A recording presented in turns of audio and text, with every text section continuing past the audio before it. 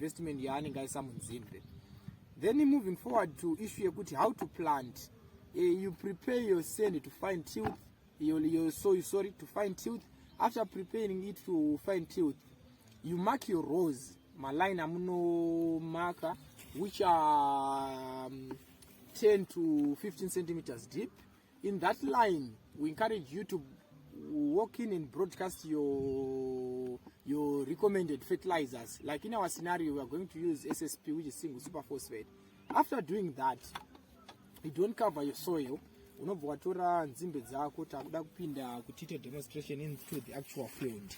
So we have different types or methods of planting sugarcane. In our own scenario, we are going to say kuti this is a trench radcherwa which is 10 to 15 centimeters deep. In terms of length, from 5 to 15 centimeters deep. So we are going to place our first sugarcane in that hole that is fertilizer. If you have manure, you can apply manure, any type of manure, as long as those manure they are all rotten, so that manure anukurumza kurelease chikafu at the required time. Saka after planting the first set, which is a 3-eyed set, taijigara kuti 1, 2, 3 ma-eyes atinenge tina taijigara. Imwe yacho iri kuteera, remember we have said kuti our width trench redu is 5 to 15 centimeters. Saka imwe yacho is going to cover from the half part the first set tichienda kumberi. Imwe andakuisa inenge iri pa half part again of this set. Then imwe yacho iri kuya kunoku tinenge takuisa the half part. Saka you would see kuti if you are going to plant using this scenario, mumunda mako after doing land preparation, land use plan, maybe you have a challenge of higher winds.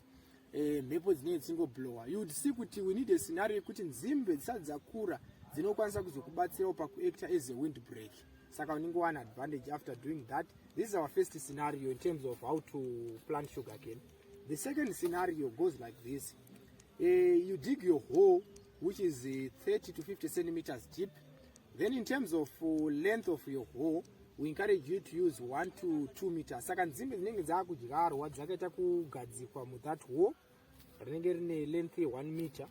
Saka dzinonokura dziri a bunch yekuti you can tie that bunch ungoisiya yakadaro. Then rimwe hole rospacwa 1 meter oita a bunch again. Then these are the don't in terms of sugarcane zvisingaitwe nemurimi. It's just to buy your sugarcane then plant direct without dipping more solution. You'd see kuti unoita challenge yema fungal disease anozouya root rot. That's number one. Number two, the don't part is to buy sugarcane odambura ari masets, then you decide to plant yakaita kuslanda at 45 degrees. There's a disadvantage inoitika yekuti the first node yapinda move is going to establish my roots and anchor in terms of my heavy rains kana tipakuzoitwa ma harvesting processes. Then my nodes ana ari kumusoro, just because there is life in them, you would see kuti ano germinator. A germinator otokura yove independent sugarcane.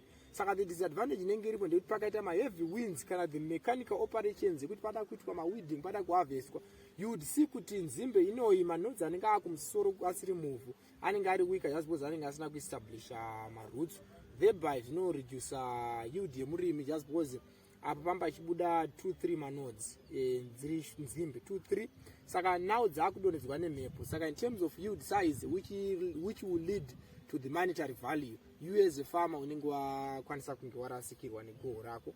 After planting, you cover, then you come in with an irrigation up to field capacity. The advantage of doing a field capacity is that it hastens the germination process of this sugarcane, so that mabadzi kana akawana mvura yakawanda anokurumidza kumera. Amera zvinoreva kuti uchapusha madays ako to harvesting. Then in terms of the fertilization part of this sugarcane, normally the fertilization part, we encourage you kuti ma samples abva kulab, they recommend what type to use of fertilizer. Nzimbe need a precision fertilizer application, so that we do not have a recommended yekuti we can actually say kuti you have come in and put ammonium nitrate at what stage. But though as we know kuti ammonium nitrate is going to boost the vegetation growth, which is the growth of this internode. However, we also need to balance the vegetation part with the yield. So we need now to come in with those precision fertilizers akafanana na cane which is calcium and ammonium nitrate, SOP, we need to come in with the MOP, muriate of potash, so that we not batsira pakushanda with precision. Then nzimbe dzabva kumera. Normally we have marets, which is makonzo anenge ari musango, anowanzo nemamaisi anowanzo kuda kuuya wachida kudya nzimbe idzi. Saka we encourage you kuti munotengawo mushonga, either you buy lambda, kabare kana karatizion, so that you drench, and also for those soil-borne pest ange achikwanisa kuitwa keb. Then yamera yakutanga kukura, like what I have mentioned in terms of fertilization, it's necessary kuti uye uchiapply so that you balance the vegetation part with the growth yenzimbe dzedu. Then nzimbe dzine different purposes of why farmer decide kudzigrowa. Some of them ndeyekuti maybe you need to go into processing kuti dzitengeswe kutonga units. You select a particular variety. Maybe someone would say kuti I am looking for the fresh market, which is the fresh one, which is the zebra and the Mozambique yandakabata. Normally our biggest buyer is open market and the roadside market, which is Anambare, Sakuva, Irenkini in Bulawayo.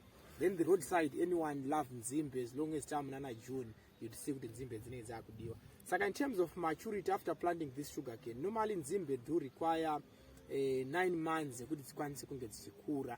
Saka in terms of nzimbe dzinokwanisa kurimika any region kana dziri for fresh market, but kana dziri dze processing, which is dzadai natengesera natonga toilets, it's no longer ideal for us to grow nzimbe in Harare, whereas we need to sell your nzimbe ku tonga toilets, which is in Triangle and Hippo Valley. Why? Just because of the transport cost that you farmer is going to incur kuti transport nzimbe.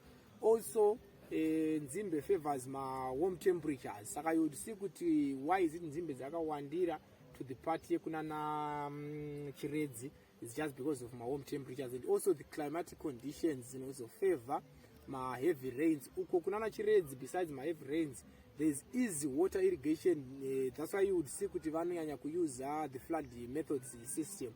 Whereas in here in natural region too, we can't use that just because atina mvura, water bodies are sufficient to do that. Saka I think for now, that's all what we needed to say in terms of sugarcane production. I think you can check our part 2 anytime soon after we have done this process, so that you as a farmer, unokwanisa kutora farming as a business. Saka pa this land, before pambane chibage, then ground nuts, zanziripo, which is nzungu. Saka nzimbe is going to come in as a petty cash crop. Paino mature, farmer anotengesao. Then after selling nzimbe, depending on scale yanenga ajigara, anokwanisa kuwa now something chekuti kana asina bowl, now you can sink a bowl. In terms of watering, remember I have said kuti pa scenario yepa munda pamaishabata, nzimbe zedu ziri kuenda pa wetlands. Saka in terms of irrigation, nyango kusina mvura, we have an assumption that the crop is going to get sufficient water yekuti kwanise kunge ichizokura for growth. Saka we thank you farmers for supporting us second horizon. Without you, hakuna kwatinokwanisa kuenda. Our motto always say kuti the world depends on farmers, but who can farmer depends on. Saka meaning to say farmers can only depend with country horizon. We thank you for your support. Keep on supporting us. We need you. You need us. I thank you farmers.